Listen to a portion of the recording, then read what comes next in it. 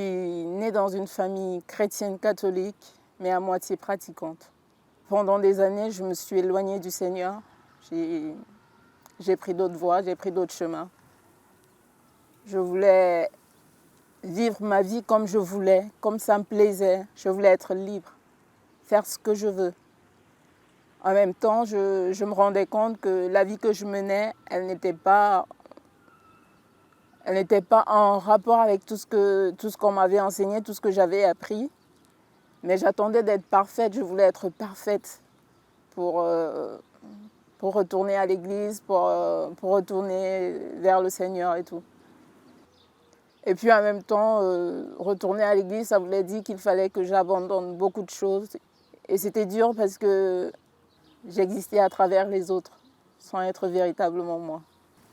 Je sortais, je collectionnais les aventures, je remplissais ma vie comme je voulais. Donc j'avais conscience que ce que je faisais, ce n'était pas bien, mais je le faisais. Et cette vie-là, elle ne m'a rien apporté, si ce n'est un grand vide encore plus immense. J'en sortais encore plus insatisfaite et je me sentais salie tout au fond de moi. Au final, j'étais malheureuse. En fait, ce qui a fait que j'abandonne tout au final, c'est parce que je suis allée me confesser pour la première fois depuis 10 ans pratiquement. Et là, j'ai déballé toute ma vie, vraiment toute ma vie. Et le prêtre m'a dit, au nom du Christ, je te pardonne. Je te pardonne.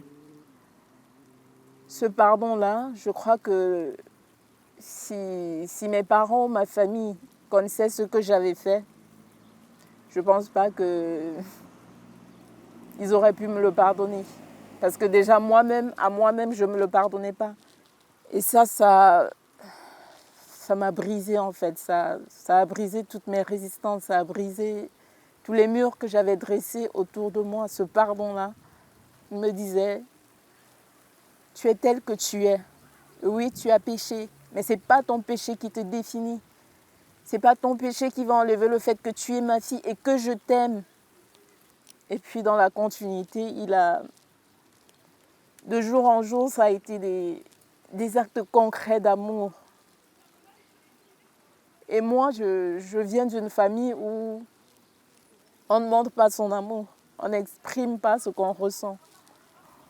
Il n'y a que lui qui m'a montré cet amour et qui m'a exprimé cet amour. Je n'ai jamais trouvé ma place dans ma famille et auprès du Seigneur, j'ai trouvé ma place. Pendant des années, j'ai crié, j'ai pleuré ma tristesse, ma peine, ma solitude. Et quand il est entré dans ma vie, ce vide a été comblé au-delà de tout. Et depuis ce jour, tellement de choses ont changé, j'ai changé. Je suis devenue heureuse, épanouie, pleine de joie, libre. Ce qui est sûr est que dans ma marche avec lui, je vais toujours arriver à tomber. Mais c'est la grâce en fait, j'ai la grâce qu'il m'aime. Et au final, je m'accepte comme étant quelqu'un qui n'est pas parfait.